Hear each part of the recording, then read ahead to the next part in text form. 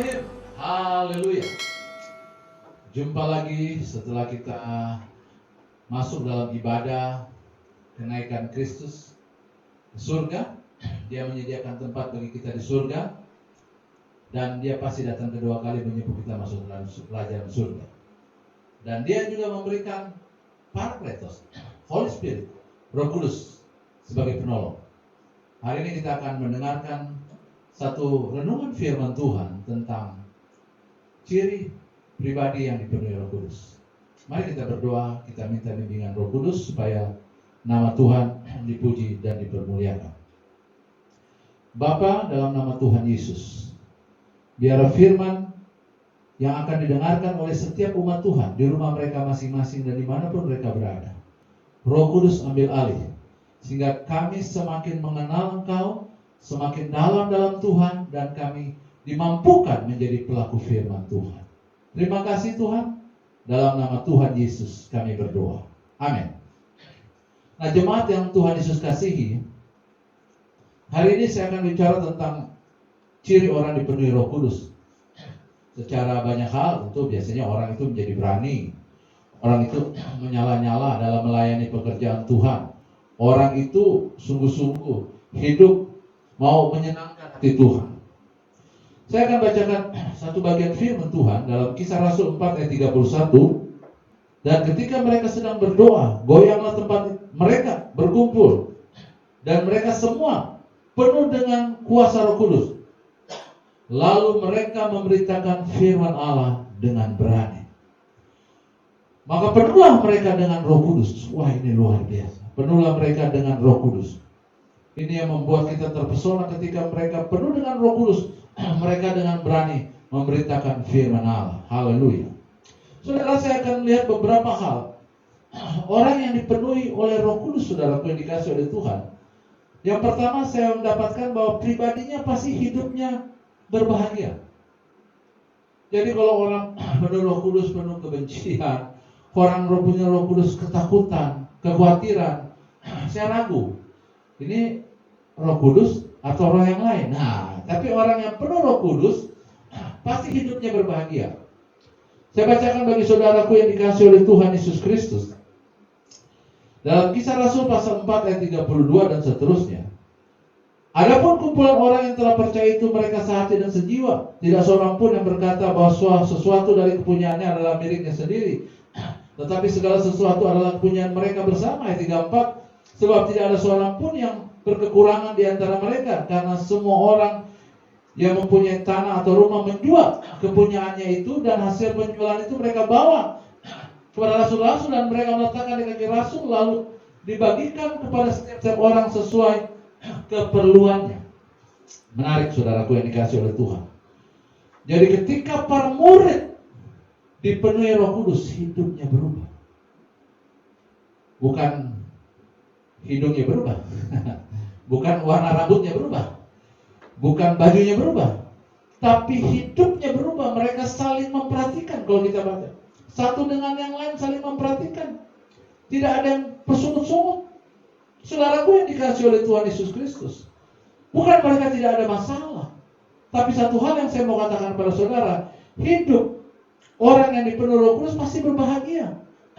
Di tengah pergumulan apapun, walaupun hari-hari ini kita tahu bukannya ringan, bukan mudah, saya pun mengalami, semua kita mengalami yang namanya korban COVID-19. Beberapa jadwal khotbah saya di cancel. Tapi tentu yang paling menyedihkan saya, hampir 3 bulan saya sudah tidak pernah berjumpa lagi dengan jemaat di hari Minggu. Itu hati saya sedih. Tapi ya saya belajar mengerti. Saya tidak boleh nggak bahagia, saya harus berbahagia dalam Tuhan. Kenapa? Karena saya sebagai orang yang dipenuhi oleh Roh Kudus. Orang yang dipenuhi oleh Roh Kudus, saya harus hidup berbahagia. Dan bahagia itu kita sendiri yang menentukan. Pilihan itu berbahagia, kita sendiri yang menentukan. Dan orang yang penuh Roh Kudus pasti mereka memilih untuk berbahagia dalam Kristus Yesus. Yang menarik, Bapak Ibu Saudaraku yang dikasih oleh Tuhan. Saya membaca kisah Sadrak, Mesak, Abednego, saudaraku. Waktu mereka ada di dapur, di berhadapan dapur api, saudaraku. Di ayat 12 saya bacakan Daniel pasal 3 ayat 12 dan seterusnya. Ada beberapa orang Yahudi yang kepada mereka telah Tuhanku perintahkan berikan pemerintahan, jadi berikan kuasa di Babel, yaitu Sadrak, Mesak, Abednego. Orang-orang ini tidak mengindahkan titah Tuhanku ya Raja. Mereka tidak memuja dewa Tuhanku dan tidak menyembah patung emas yang Tuhan dirikan. Berkatalah Nebukadnezar kepada mereka, apakah benar hai Sadrak dan Mesak dan Abednego bahwa kamu tidak memuja dewaku dan tidak menyembah patung emas yang kau dirikan, yang kudirikan? Lalu Sadrak, Mesak dan Abednego menjawab, Nebukadnezar, tidak ada gunanya kami memberi jawab kepada Tuhanku dalam hal ini. Jika Allah yang kami puja sanggup melepaskan kami, maka Ia akan melepaskan kami dari perapian yang menyala-nyala. Perhatikan. Tetapi seandainya tidak, hendaklah Tuhanku mengetahui Raja bahwa kami tidak akan memuja dewa Tuhanku, tidak akan menyembah patung emas yang Tuhanku dirikan. Maka meluaplah kegeraman Nebukadnezar, air mukanya berubah. Sadrak, Mesak, Abednego diperintahkan supaya di perapian itu dibuat 7 kali lebih panas yang biasanya. Dan akhirnya membawa, tentu kita tahu, meninggal. Ayat 24. Kemudian terkejutlah Raja Nebukadnezar, lalu bangun dengan segera dari duduk-duduk santai. Dia melihat Sadrak, Mesak, Abednego ini hangus. Dia berkata, bukankah para menterinya, bukankah ada 3 orang yang kita campakkan api? Ya benar, tapi kenapa ada 4 orang berjalan-jalan dalam api? Mereka tidak terluka. Yang keempat itu seperti anak dewa. Saudara, yang dikasih oleh Tuhan dengar baik kebenaran ini. Orang yang dipenuhi Roh Kudus bukan berarti tidak ada masalah. Bukan berarti tidak kena dampak COVID-19. Tapi selama tetap ada Tuhan, ada Roh Kudus, kita tetap tenang. Sadrak, Mesak dan Abednego, mereka ada di dapur api, tapi mereka nyaman di dapur api. Kenapa? Kalau Nebukadnezar nggak panggil mereka tetap di dapur api, saudaraku. Mereka tetap di dapur api. Kenapa? Walaupun ada dapur api itu panas, tapi mereka nggak merasa panas. Kenapa? Karena ada Tuhan. Hari ini, orang yang punya Roh Kudus bukan hanya sekedar punya karunia bahasa roh atau punya keberanian atau apa, tapi orang itu harus bahagia dalam Tuhan. Jadi hidupmu tidak dalam ketakutan, hidupmu tidak karena kenapa? Kau tidak sendiri, kau punya Tuhan. Yang kedua, saudaraku yang dikasih oleh Tuhan, saya mendapat orang yang penuh Roh Kudus adalah pribadi yang siap dibentuk oleh Tuhan. Wahyu 3:19, barang siapa aku kasih, ia kutegur dan kuhajar, sebab itu relakanlah hatimu dan bertobatlah. Tuhan punya banyak cara.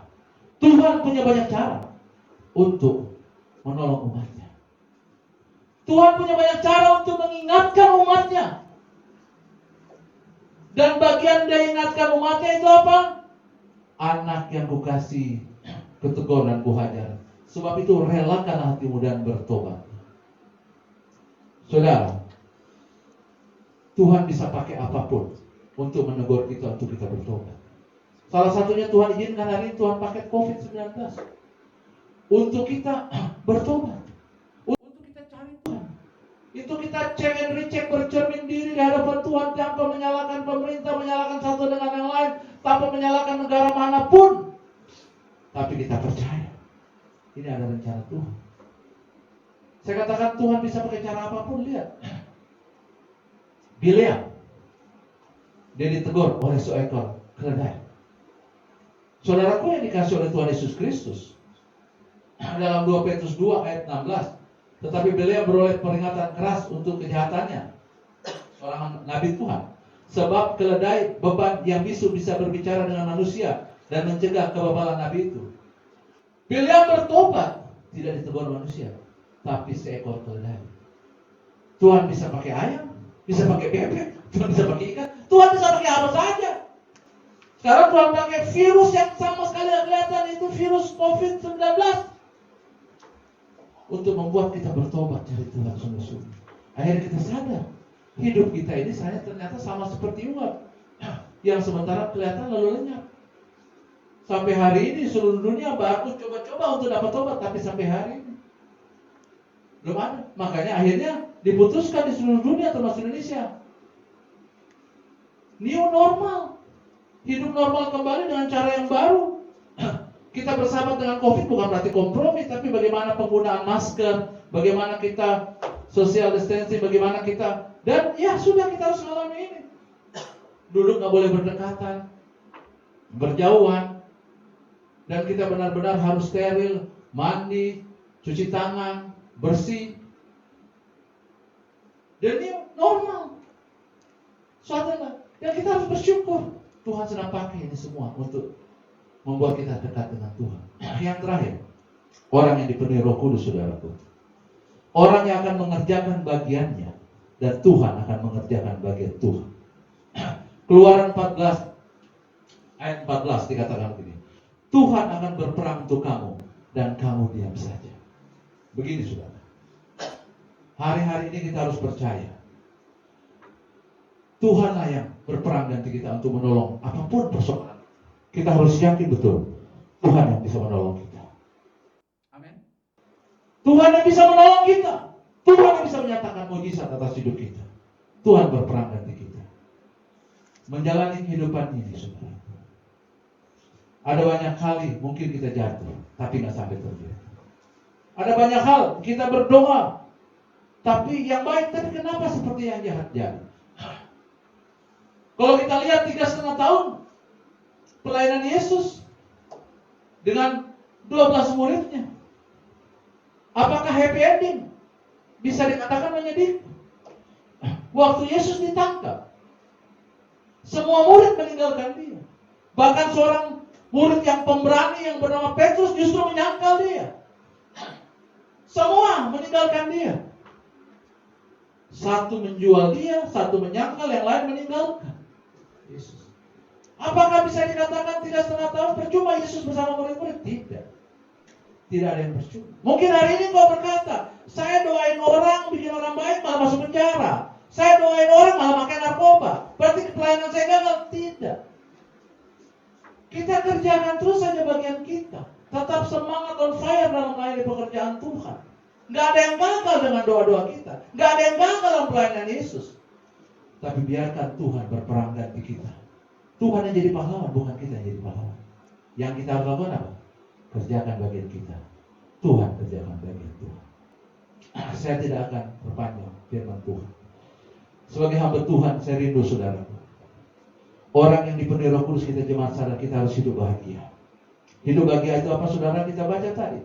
Orang yang bisa menjadi berkat bagi banyak orang. Mungkin bukan uang kita, tapi perhatian kita.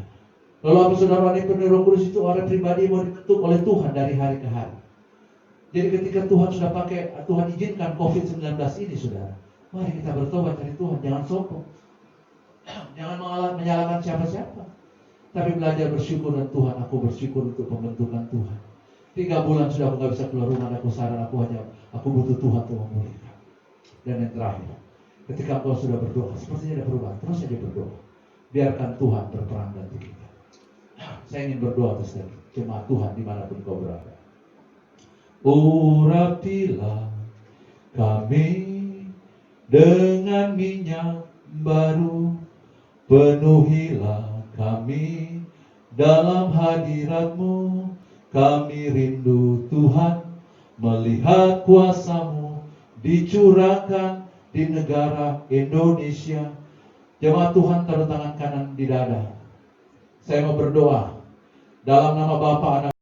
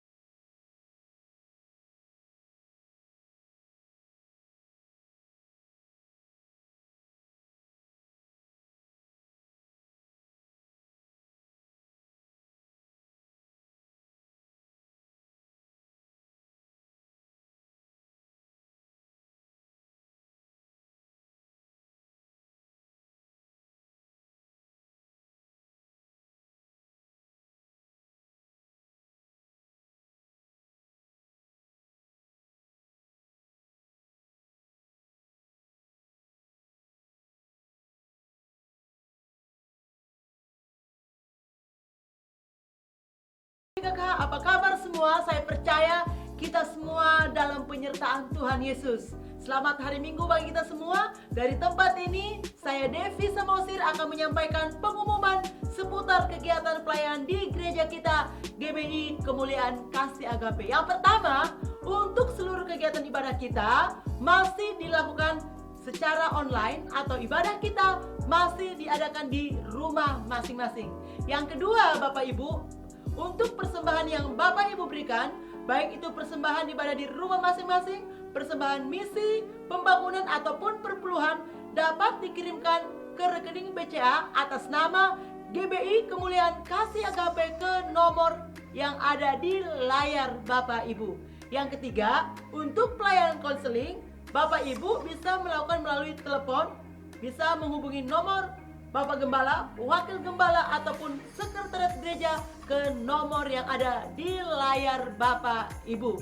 Yang keempat, jangan lupa setiap malam kita mengadakan doa secara serentak. Kita akan berdoa buat bangsa kita, buat bangsa-bangsa, bahkan untuk gereja kita GBI Kemuliaan Kasih Agape. Oleh sebab itu pastikan setiap jemaat terlibat di doa secara serentak jam 9 malam sampai jam 10 malam, hanya 1 jam. Pastikan kita terlibat di dalamnya. Yang kelima, untuk pelayanan diakonia, puji Tuhan di tengah-tengah segala keterbatasan gereja kita berusaha menjadi berkat bagi petugas security dan kebersihan kompleks Ruko Melaka Country di mana gereja kita berada.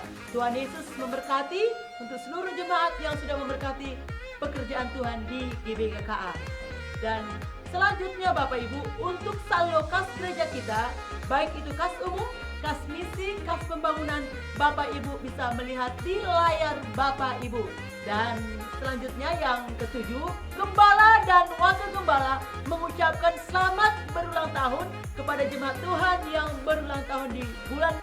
Tuhan Yesus memberkati, menyertai Bapak Ibu sekalian.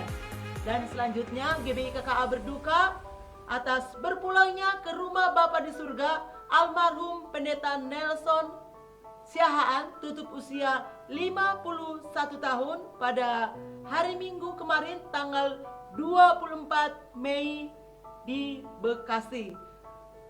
Gembala dan seluruh jemaat mengucapkan turut berduka untuk Ibu Melinda Simbajuntak bersama anak-anak dan keluarga besar.